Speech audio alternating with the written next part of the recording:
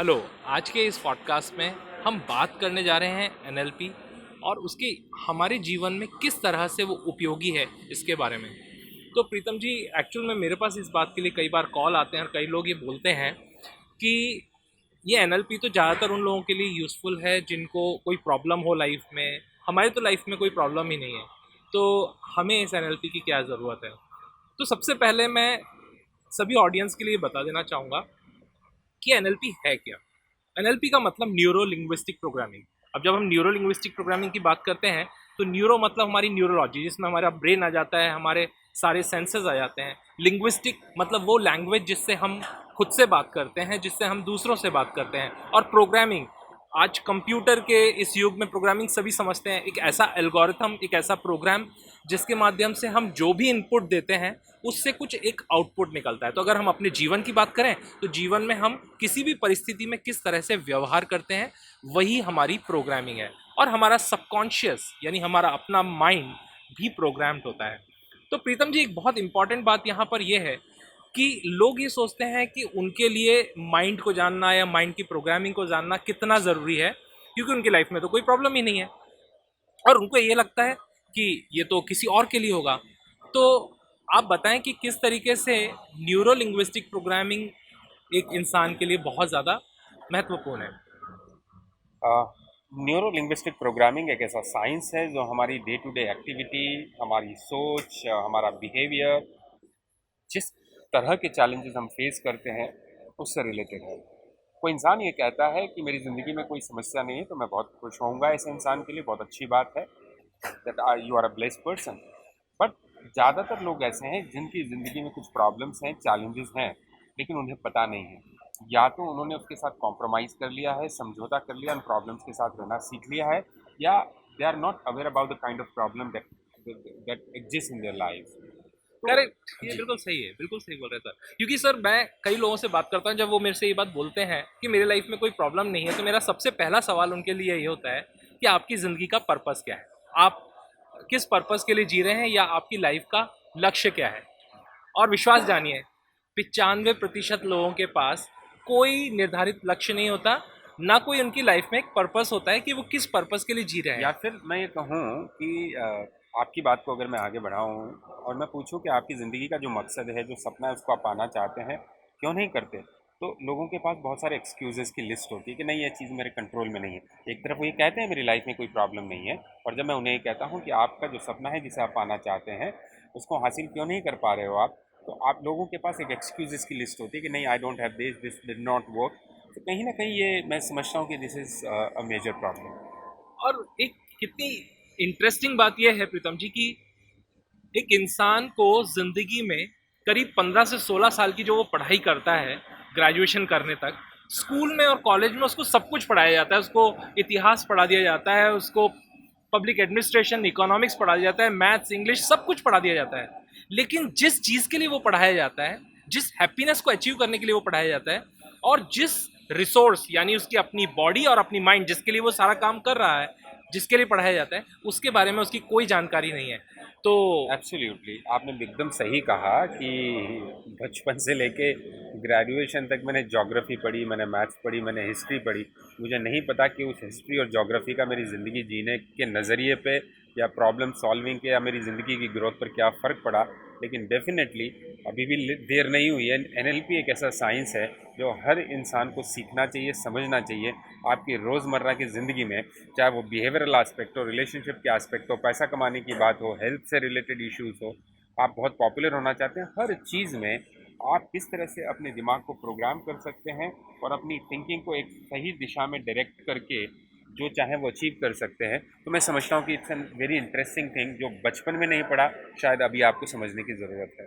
और वैसे भी प्रीतम जी, अगर अपन अपने इतने सारे केस स्टडीज को देखें दुनिया में, बिल गेट्स की बात करें, स्टीव जॉब्स की बात करें, या किसी भी ऐसे व्यक्ति की बात करें जिसने ज़िंदगी में सफलता की बहुत ऊंचाइयां पाई हैं, तो अगर आप जाके देखेंगे तो उसके अंदर उसकी क्वालिफिकेशन, उसकी पढ़ाई का तो एक रोल होता ही है, लेकिन उससे भी ज़्यादा रोल है कि वो किस तरह से अपने साथ और लोगों के साथ व्यवहार करता है, किस तरह से वो चीज़ों को हासिल करने के लिए प्रयास करता है और किस तरह से डिसीजन लेता है, कैसे प्रॉब्लम सॉल्व करता है, उसकी कैपेबिलिटीज़ क्या है।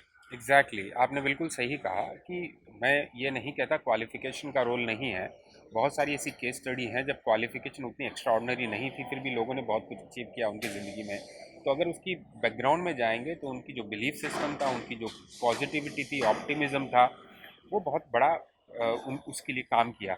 और मैं समझता हूँ कि कई लोग बहुत कुछ करना चाहते हैं, उनके अंदर पोटेंशियल है, लेकिन वो अंदर का जो सेल्फ डाउट है, बिलीफ सिस्टम है, वो उनको सपोर्ट नहीं करता। And I think that can be fixed and that can be addressed through techniques like NLP. हाँ, ये आपने एक बहुत इंटरेस्टिंग बात उठाई है प्रीतम जी। बात कर रहे हैं बिलीफ की, तो मैं यहाँ पर एक बात बड़े विश्वास के साथ एडप्ट करना चाहता हूँ कि हम अपने जीवन में वही कुछ कर पाते हैं जिस पर हम अपने आप पर विश्वास कर पाते हैं।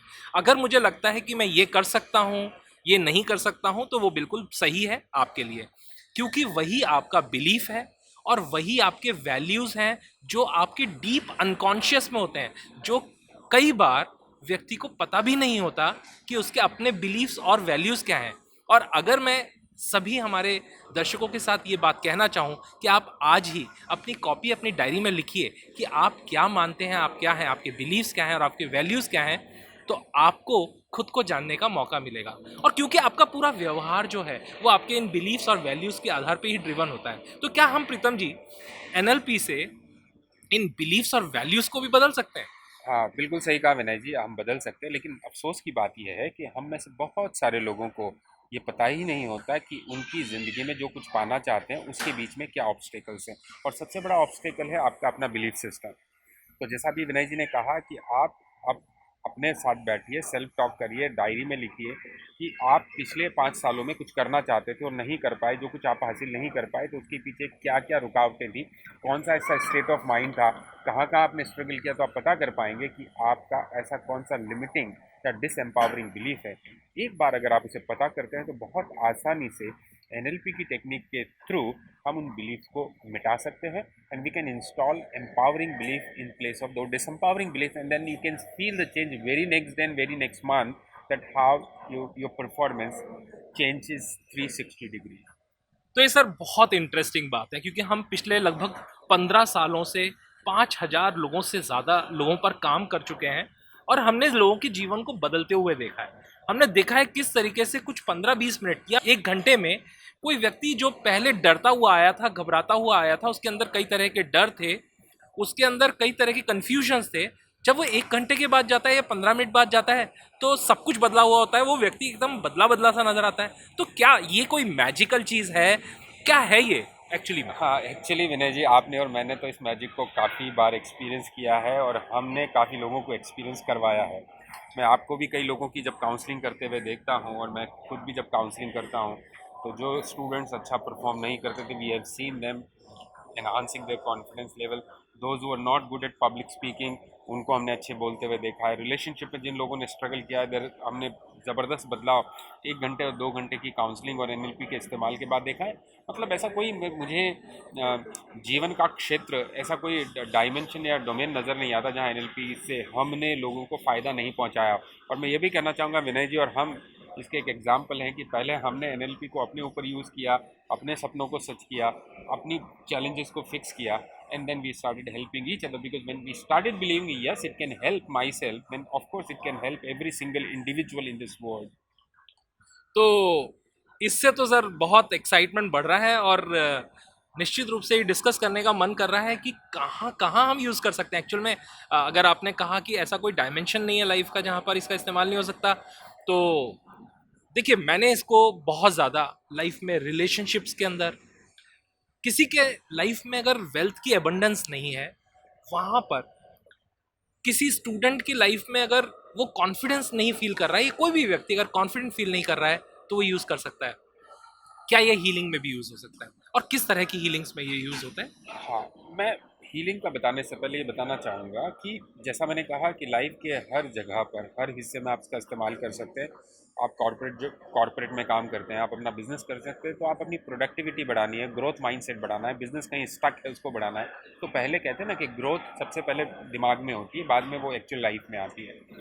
तो हर जगह पर हमारे पास बहुत सारे ऐसे लोग आए हैं जो किसी न किसी प्रॉब्लम से, हेल्थ से रिलेटेड इश्यूज़ हैं, कुछ मानसिक इश्यूज़ हैं, कि they were being medicated for some behavioural disorder, तो वो सारी हीलिंग, चाहे वो डिप्रेशन हो, चाहे बिहेवियरल डिसऑर्डर हो, चाहे गुस्से की बात हो, चाहे वो कुछ लेजीनेस की बात हो, कुछ चीज़ों को पोस्टपोन करने की बात हो, या ये बहुत बड़ा ब्लॉक है कि ये काम मुझसे नहीं हो सकता, I am very bad at remembering few things, और I am very bad at handling peoples, I am very bad at controlling this and that, तो मैं समझता हूँ कि उसको हम हीलिंग का नाम दें, काउंसलिंग का नाम दें, चैलेंजेस को बाहर आने का नाम दें, बट डेफिनेटली बहुत बड़ा बदलाव लोगों की ज़िंदगी में आया है। अब मैं तो ये कहूँगा विनय जी कि हम हमारे दर्शकों को ये कहें कि you bring us a problem and we are going to fix it with 100% guarantee, what I say. ये तो ये तो कमाल हो गया।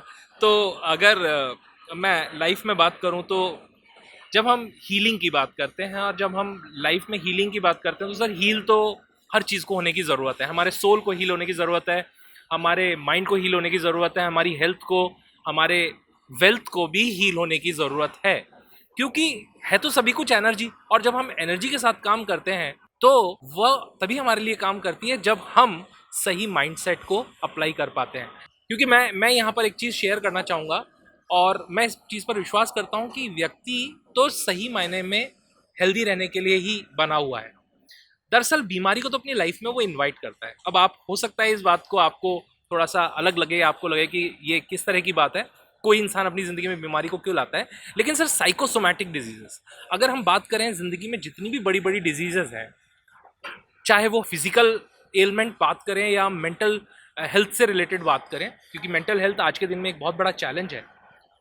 तो अगर हम पहले फिजिकल एलिमेंट्स की बात करें तो कितनी सारी अलग अलग बीमारियां हैं जो कि माइंड में किसी तरह के स्ट्रेस या फियर के होने के कारण हमारे को होती है। मैं आज से लगभग 15 साल पहले जब मैं अपनी बुक लिखना शुरू किया, और स्ट्रेस के ऊपर मैं काफ़ी प्रोग्राम लिया करता था, स्ट्रेस मैनेजमेंट के बारे में, और जब मैंने मेडिकल साइंस की रिसर्चेस को पढ़ा तो पाया कि हमारी ज़िंदगी की 90% डिजीज़ है बिकॉज हमारी स्ट्रेस की वजह से, हमारी थिंकिंग की वजह से आती है। मतलब हमारी हेल्थ में कुछ इश्यूज़ हैं तो ज़्यादातर इश्यूज़ के लिए हम खुद जिम्मेदार हैं।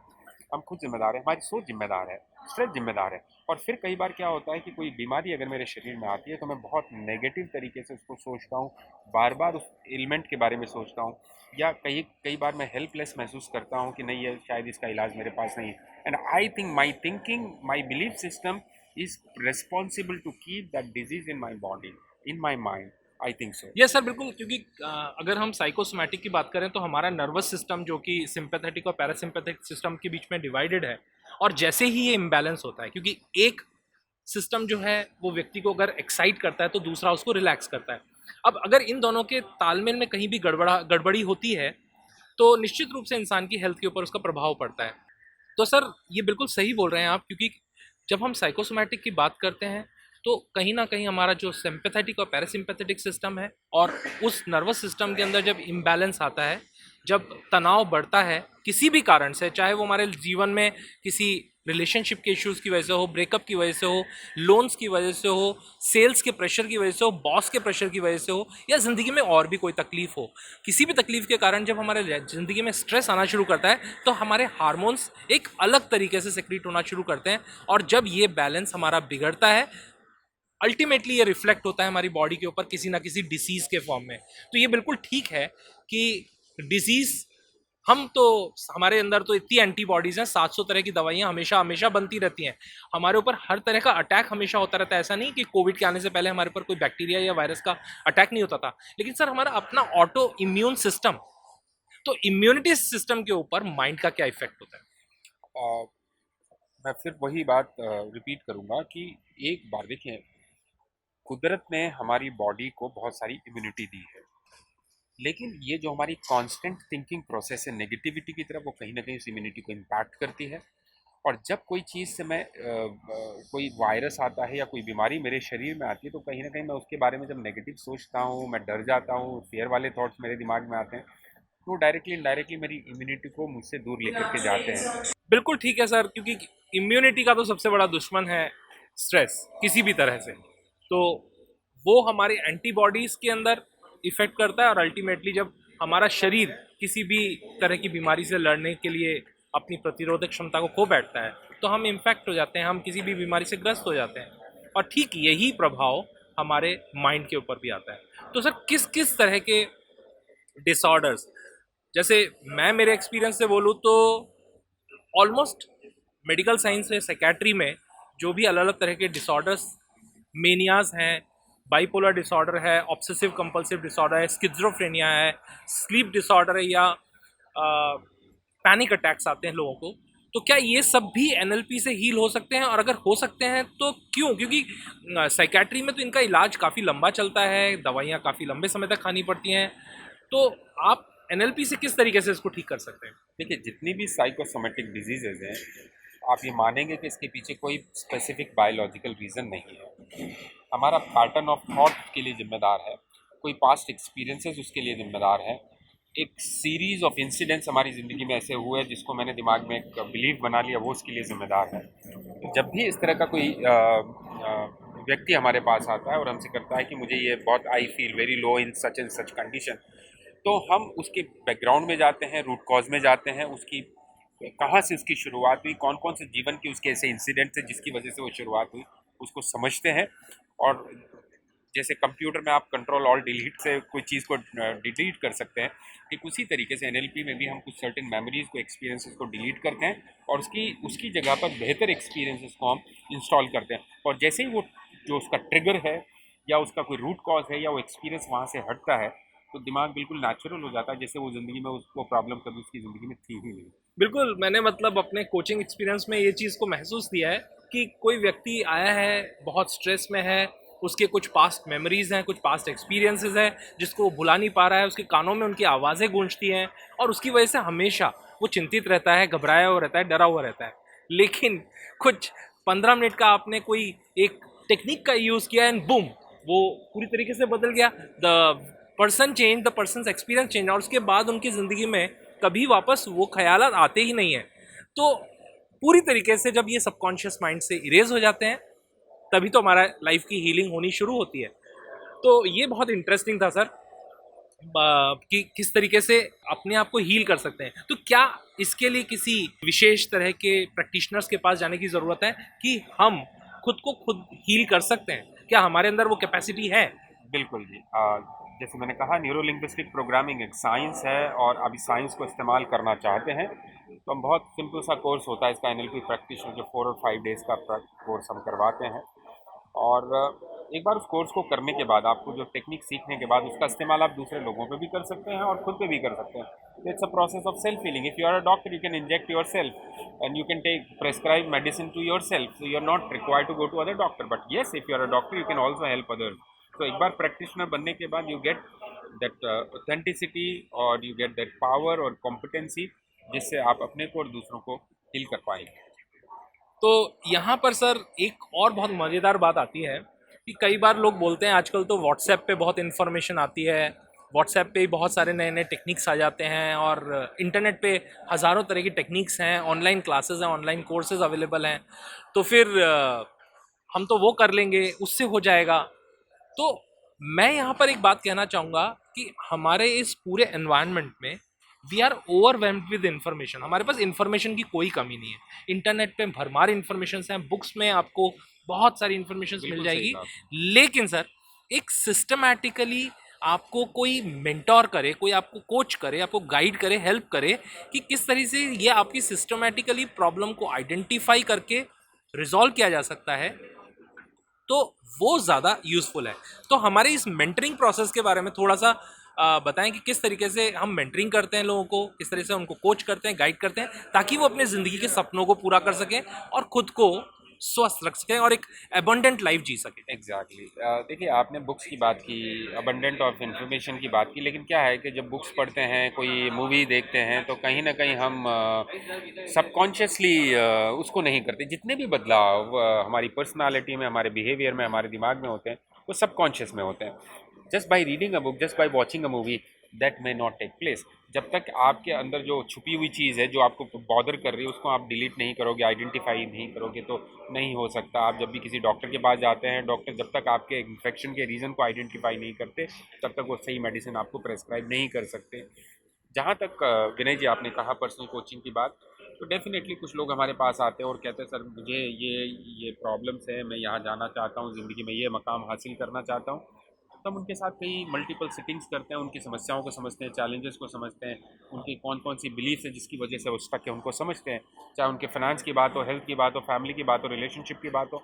एंड वन बाय वन उन चैलेंजेस को समझते हैं, उनके साथ बैठ के बात करते हैं, एनएलपी का इस्तेमाल करते हैं, दूसरी टेक्निक का इस्तेमाल करते हैं, उनके गोल्स को सेट करते हैं, उनके गोल्स को अचीव करने में मदद करते हैं, जितने ऑब्स्टिकल्स हैं उनको मिटाते हैं। तो उनके लिए वो जर्नी आसान हो जाती है, जहाँ वो पहले 1 स्पीड से चल रहे थे, वो 2x और 3x स्पीड से चल पाते अपनी ज़िंदगी में। This is what we do तो एक्चुअली। हम ये कह सकते हैं कि our coaches are working one to one personally with each of the participant. और जब हम एक एक पार्टिसिपेंट को उनकी प्रॉब्लम, क्योंकि जब भी कोई प्रोग्राम हो रहा होता है या कोई ट्रेनिंग प्रोग्राम हो रहा होता है या वन टू वन कोचिंग होती है, तो उससे पहले हम प्री ट्रेनिंग एक एनालिसिस करते हैं सभी पार्टिसिपेंट्स का। और उस एनालिसिस के आधार पर हम देखते हैं कि किस व्यक्ति की नीड क्या है।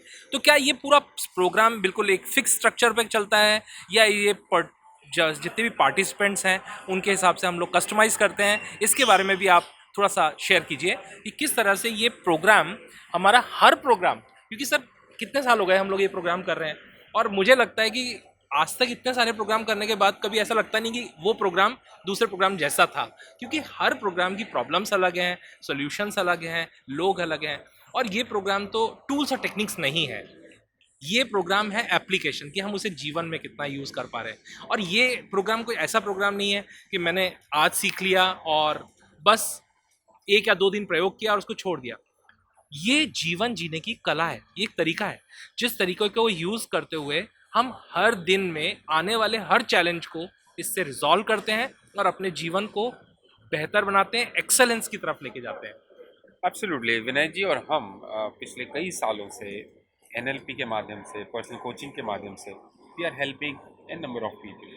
और जैसा कहा कि हर वर्कशॉप दूसरे वर्कशॉप से डिफरेंट है। ठीक है, कंटेंट सेम हो सकता है, टेक्निक सेम हो सकती है, लेकिन हर वर्कशॉप में आने वाले पार्टिसिपेंट्स को इंडिविजुअली हम स्टडी करते हैं, उनके चैलेंजेस को समझते हैं, उनके गोल्स को समझते हैं, और किस तरह से हम उनकी चैलेंजेस को हटाए तो उसको हम कस्टमाइज़ करते हैं जो पार्टिसिपेंट्स हैं उनके हिसाब से। सो कंटेंट में भी same, but the way we present that content, the way we apply on the content, keeping in view the requirement of all the participants. तो यह हर प्रोग्राम अपने आप में यूनिक है, जो आपकी ज़रूरतों को ध्यान में रख के बनाया जाता है, क्योंकि मकसद एक ही है, आप अपने ज़िंदगी में खुश रहें और अपने गोल्स को जल्दी से जल्दी अचीव करें। सर, दर्शक ज़रूर ये सोच रहे होंगे कि अगर आपको ये सारी टेक्निक्स आती है और आप इसके मास्टर हो, तो आपकी ज़िंदगी में तो कोई तकलीफ आती नहीं होगी, तो आप इसके लिए कुछ इस्तेमाल करते हो अपने लिए, या ये सिर्फ सब दूसरों के ऊपर इस्तेमाल करते हैं हम लोग? मैं विनय जी, आप और मैं इसका तो बेस्ट एग्जांपल जी। हैं। विनय जी, जिस तरह के चैलेंजेस आप अपने अपनी पर्सनल लाइफ में, हेल्थ में देखे, और जिस तरह से आपने एक वॉरियर की तरह उनको ओवरकम किया, आप एक जीते जागते उदाहरण हैं ज़िंदगी में दुनिया के सामने। और आपके चेहरे की खुशी भी इस बात को दिखा रही है कि the way how you manage to keep yourself happy. और और अपन तो एक दूसरे के साथ, मतलब कभी भी मेरे को कोई प्रॉब्लम होती है तो मैं, प्रीतम जी और हम लोग, मतलब ऐसा है कि ये जीवन में कठिनाइयाँ सबके आती हैं, चैलेंजेस सबके साथ हैं। अच्छी बात ये है कि अब वो कठिनाइयाँ हमारे लिए किसी तरह का रुकावट नहीं बनती वो है। जैसे ना कभी एग्जैक्ट। कभी आपको फीवर आया, आपने एक पैरासीटामोल खाया, वो फीवर चला बस गया। चला गया। तो ठीक उसी तरह से जब भी आपको कोई चैलेंज फील होता है, कोई प्रेशर फील होता है थिंकिंग में, तो what we do is we just take a paracetamol like technique and we are okay. Exactly. तो अपन हम हमारे इस जीवन में इसको इस्तेमाल करते रहते हैं, और शायद इसीलिए अपने आप को खुश रख पाते हैं हर परिस्थिति में और ग्रो कर पाते हैं। तो ये बहुत इंटरेस्टिंग आपने बताया सर। एक बहुत इंटरेस्टिंग बात, एक बहुत इंटरेस्टिंग सवाल ये भी आता है कि आजकल एक कॉन्सेप्ट चलता है, लॉ ऑफ अट्रैक्शन। एक बुक आई थी, द सीक्रेट, और काफ़ी लोग आजकल इससे ओवरवेम्ड है, इस इंफॉर्मेशन को बहुत अच्छा तरीके से प्रयोग कर रहे हैं लोग। तो आप किस तरह से एनएलपी को लॉ ऑफ अट्रैक्शन के साथ, किस तरह से आप इसको रिलेट करेंगे एक दूसरे के साथ? देखिए, लॉ ऑफ अट्रैक्शन क्या है? लॉ ऑफ अट्रैक्शन, मैं अपनी एंगल से बताऊं तो आप अपने सबकॉन्शियस के थ्रू इस दुनिया के साथ, इस यूनिवर्स के साथ अपने आप को कनेक्ट करते हैं। बट वहाँ पर भी कहीं ना कहीं आपकी सोच, आपके बिलीफ, आपकी पॉजिटिव थिंकिंग का सारा गेम है। लेकिन जब लॉ ऑफ अट्रैक्शन में कहा जाता है कि आप जिस जिस चीज़ को पाना चाहते हैं उस पर भरोसा रखें, उस चीज़ को ऐसे विजुलाइज करें जैसे वो चीज़ आपने पाली है, तो लॉ आप उस चीज़ के नज़दीक पहुंचते पहुंचते हैं। लेकिन एनएलपी कई बार ऐसा होता है कि मैं ये विजुलाइज करना चाहता हूँ but I do not feel that intensity, I am not able to feel it, I am not able to visualise it. NLP helps you doing that.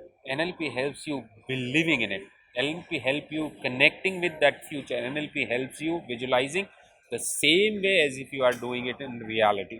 So I think NLP के इस्तेमाल से आप law of attraction का principal का इस्तेमाल बहुत ज़्यादा effectiveness के साथ कर पाते हैं। अगर NLP के साथ लॉ ऑफ अट्रैक्शन को मिला दिया जाए तो मैं कहता हूँ कि डबल इंजन वाला व्हीकल हो जाता है। डबल इंजन, आजकल ये डबल इंजन वाली सरकार बड़ी ज़बरदस्त चल रही है। तो हाँ, ये बड़ी मज़ेदार बात बताई सर, क्योंकि हम ऐसा कह सकते हैं कि लॉ ऑफ अट्रैक्शन हमें इन्फॉर्मेशन तो देती है कि क्या करना है, लेकिन शायद एनएलपी, मैं जब अपनी लाइफ में इसको एक्सपीरियंस करा या मैंने इसको यूटिलाइज़ किया तो मैंने इस चीज़ महसूस की कि एनएलपी आपको वो टूल्स और टेक्निक्स देता है जिससे आप लॉ ऑफ अट्रैक्शन को अपने जीवन में इस्तेमाल कर सकते हो, आप अपने जीवन में उसको उतार सकते हो, क्योंकि आपको वो कैसे करना है वो तरीके आपको एनएलपी बहुत अच्छे तरीके से समझाती है। और बहुत सारी हीलिंग मोडालिटीज़ हैं, एनर्जी हीलिंग की, चक्रा हीलिंग की, और भी बहुत सारे। तो किस तरह के पार्टिसिपेंट्स, अगर मैं पूछूं कि किस तरह के लोगों को ये प्रोग्राम करना चाहिए वाकई में? जैसे मैं कहूँगा कि आप ये क्वेश्चन ऐसा हुआ कि जैसे आप पूछ रहे हैं कि किन लोगों को वॉक पर जाना चाहिए, किन लोगों को प्राणायाम करना चाहिए, किन लोगों को एक्सरसाइज और करना किनको चाहिए, खाना खाना किनको चाहिए। खाना खाना चाहिए। So I think it's a basic necessity of every human being. अगर आपके पास कोई ऐसे नेचुरल टूल्स हैं जो आपकी लाइफ को बेहतर बना सकते हो, आपकी लाइफ के चैलेंजेस को दूर कर सकते हो, तो मैं समझता हूँ कि आप 15-16 साल से ज़्यादा आपकी उम्र है, आपकी कुछ भी क्वालिफिकेशन हो, आप कुछ भी काम करते हो, आपका कुछ भी करियर हो, आप बिजनेसमैन हैं, कॉर्पोरेट हैं, स्टूडेंट हैं, होम मेकर हैं, it is required for everyone and anybody can attend it sir. तो आप और मैं, हम लोग एक वर्कशॉप करने के लिए जा रहे हैं इस समय पर काठमांडू, नेपाल में। तो किस तरह का प्रोग्राम है, थोड़ा सा आप इसके बारे में बताना चाहेंगे? इसके बाद हम आज के इस एपिसोड को रोकेंगे और फिर एक और नए एपिसोड के साथ, एक नए डिस्कशन के साथ फिर से मिलने वाले हैं। तो थोड़ा सा बताइए सर कि ये काठमांडू में किस तरह का वर्कशॉप होने जा रहा है और क्या प्रोग्राम है? कोविड के दौरान हमने काफ़ी सारे NLP वर्कशॉप किए, लेकिन ज़्यादातर ऑनलाइन थे, और लगभग 1 साल के बाद हम वापस से फिजिकल वर्कशॉप NLP का शुरू करने जा रहे हैं। काठमांडू में लास्ट ईयर जनवरी में भी हमने प्रोग्राम किया था। बहुत एक्साइटेड है। बहुत एक्साइटेड है फिजिकल वर्कशॉप के लिए। और देखिए, इसमें करीब करीब 30 पार्टिसिपेंट्स आने वाले हैं नेपाल के अलग अलग हिस्सों से। कई बिजनेसमैन हैं, स्टूडेंट हैं, होम मेकर हैं, लीडर्स हैं, अच्छे बड़े बिजनेसमैन भी हैं, पॉलिटिकल लीडर्स भी हैं, सब तमाम ट्रेनर्स और कोचेज़ और काउंसलर्स भी हैं। ये 4 दिन का प्रोग्राम जो कल सुबह से शुरू होगा, हमने उनकी रिक्वायरमेंट को स्टडी किया है, उनकी चैलेंजेस को स्टडी किया है। तो हम NLP की बेसिक्स के बारे में बात करेंगे, टेक्निक्स के बारे में बात करेंगे, उनके गोल्स के बारे में बात करेंगे। बड़ा मज़ेदार, देखिए ये एक ऐसी चीज़ है जो ज़िंदगी का मेन्यू आप किसी को थाली में सजा करके दे रहे हो और उसको बता रहे हो कि ये किस तरह से आप इस मेन्यू को खाने में कन्वर्ट कर सकते हो, अपनी ज़िंदगी, अपनी चॉइस की ज़िंदगी बना सकते हो। तो ये 4 दिन में हम बहुत सारी टेक्निक्स उनको सिखाएंगे, डेमोन्स्ट्रेशन करेंगे, उनकी लाइफ के बारे में डिस्कशन करेंगे और कैसे वो अपनी लाइफ को बेहतर लाइफ बना सकते हैं, गोल ओरिएंटेड बना सकते हैं। ये बात करने वाले 4 दिन के बाद definitely all of them, those who are attending this programme become NLP practitioners like us. So that is how the program. So ये तो कोर्स इंटरनेशनली एक्रीडिटेड है। और सबसे अच्छी बात क्या है सर कि जब हम 4 दिन बाद निकलते हैं ना, तो ऐसा लगता है कि हम अपने परिवार से बिछड़ रहे हैं। और हमेशा ऐसा होता है कि आप जब अपने पार्टिसिपेंट से मिलते हैं, पहले दिन जब पार्टिसिपेंट्स आते हैं सर, अपन उनके फेसेस को देखते हैं तो वो एक ऐसा लग रहा होता है कि एक नई दुनिया में आ गए हैं, उनको कुछ समझ में नहीं आ रहा है ये क्या हो रहा है। उसका रीज़न है सर और कि जब आप चौथे दिन तक जाते जाते हाँ, जिस तरीके से उनके अंदर एक बदलाव आता है, एक ट्रांसफॉर्मेशन आता है उनकी सोच में, उनकी बदलाव में, उनकी बॉडी लैंग्वेज में, उसका कारण है ना, उसका कारण है, देखिए ना, जब लोग अपनी प्रॉब्लम्स, अपने चैलेंजेस आपसे डिस्कस करते हैं तो नेचुरली वो अपने आपके साथ इमोशनली कनेक्ट होते हैं। और फिर उन 4 दिनों में लोग ऐसे मैजिक्स होते हुए देखते हैं that I was suffering from some physical issue or some mental issue or some kind of belief, और जब वो 4 दिनों में लोग उस प्रॉब्लम को इंस्टेंटली सॉल्व होता हुआ देखते तो वो अपने आप को अपने से कनेक्ट करते हैं। And then 4 days when you spend like this, definitely when you go away, it feels definitely bad as so if you are, intoxicating। yeah. और मतलब ऐसा होता है कि जब ये 4 दिन का प्रोग्राम होता है ख़त्म, लोग जब आते हैं तो शुरुआत में ऐसा लगता है कि 4 दिन कैसे पूरे होंगे। जब 4 दिन पूरे हो जाते हैं तो ऐसा लगता है कि ख़त्म क्यों हो गए। क्यों हो गया? तो शायद ये प्रोग्राम और लंबा चलना चाहिए था ये और ये हम दोनों महसूस करते हैं, हम लोग एज अ कोच महसूस करते हैं, हमारे पार्टिसिपेंट्स भी ये बात महसूस करते हैं और ये एक जीवन भर का रिश्ता बन जाता है। तो बहुत मज़ा आया आज के इस डिस्कशन में और ये डिस्कशन हमारा जारी रहेगा। हम लोग मिलते रहेंगे आप लोगों से एक और नए डिस्कशन के साथ कि किस तरह से हमारे जीवन में हमारे अपने रिसोर्सेज यानी हमारी बॉडी और माइंड के इस्तेमाल का सही तरीका सीखने से हमारा पूरा जीवन बदल सकता है। So till then, thank you and goodbye. Bye.